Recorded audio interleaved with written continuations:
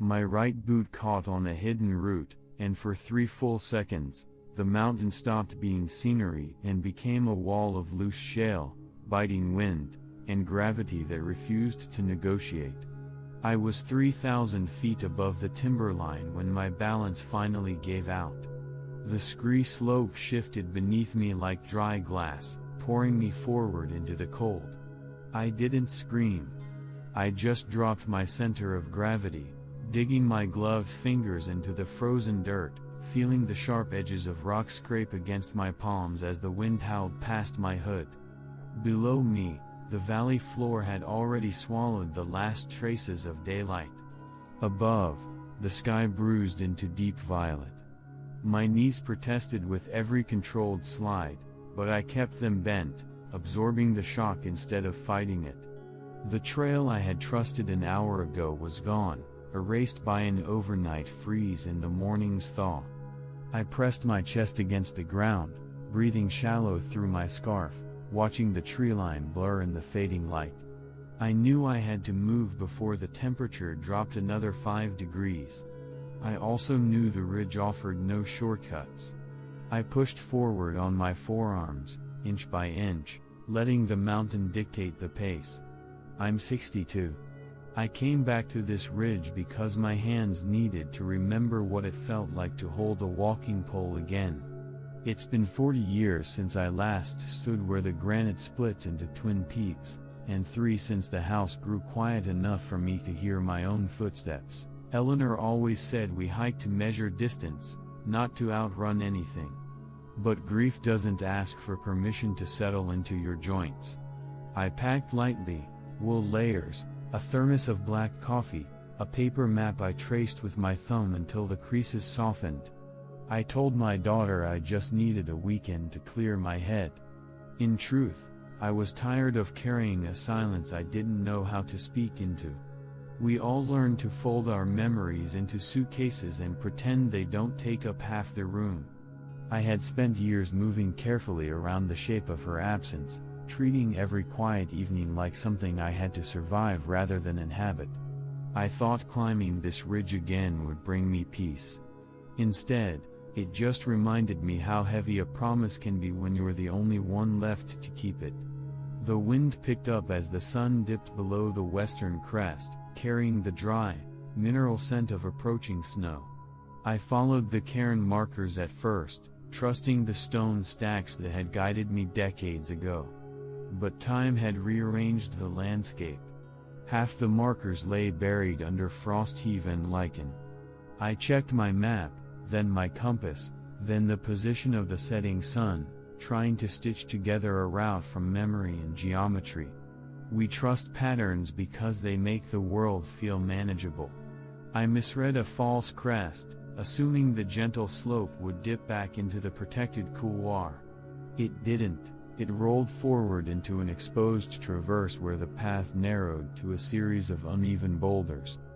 The air grew thinner, sharper.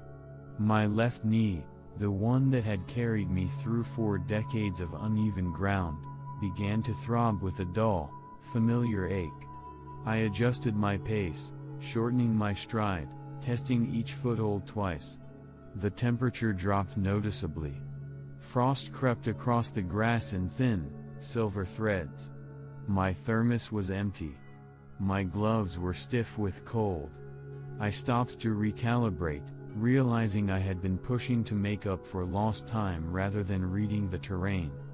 Vulnerability doesn't announce itself with sirens. It arrives as a quiet series of compromises, until suddenly the ground beneath you is no longer yours to claim. The traverse ended at a steep, snow-dusted chute that I knew led to the lower basin. I should have turned back. The light was nearly gone, the wind had shifted to a steady, cutting gust, and my knee was buckling with every descent. But the ridge felt like a test I had already started, and stopping meant admitting the mountain had won.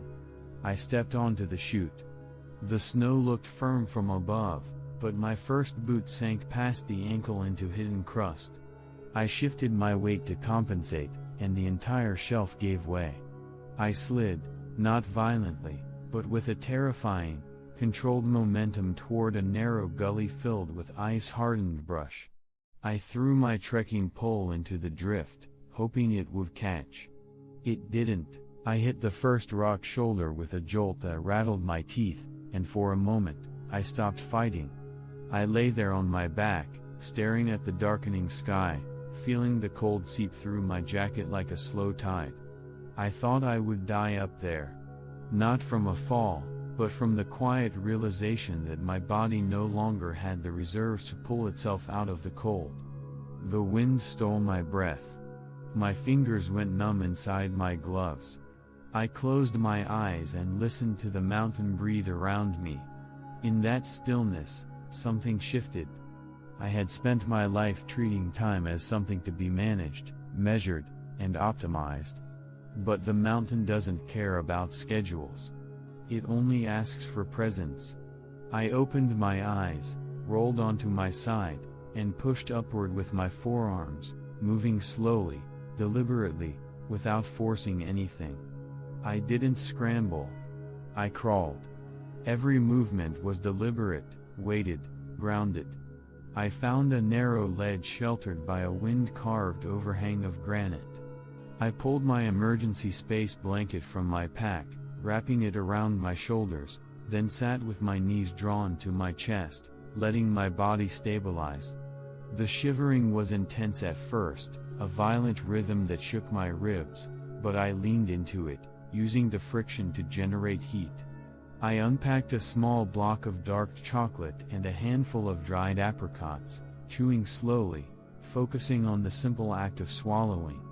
I kept my breathing steady, matching the slow rise and fall of the wind outside. Time lost its urgency.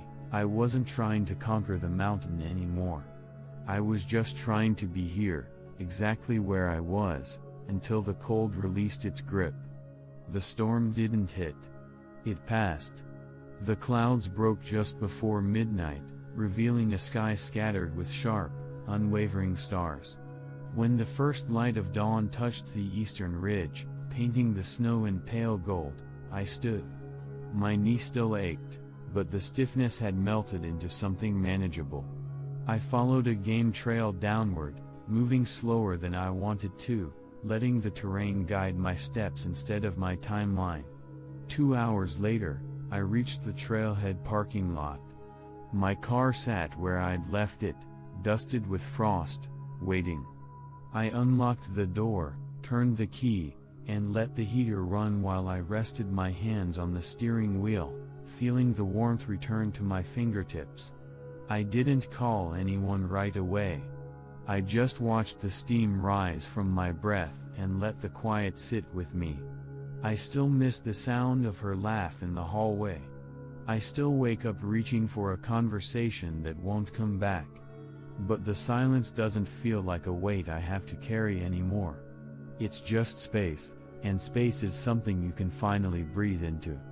I used to think honoring someone meant climbing back up exactly where we left off. Now I know it's just learning to walk at your own pace when the trail disappears. Have you ever faced a moment that changed how you see the things you've been carrying? If this story resonated, subscribe for more voices of survival. The ridge didn't ask me to fix anything. It just asked me to stop running long enough to listen.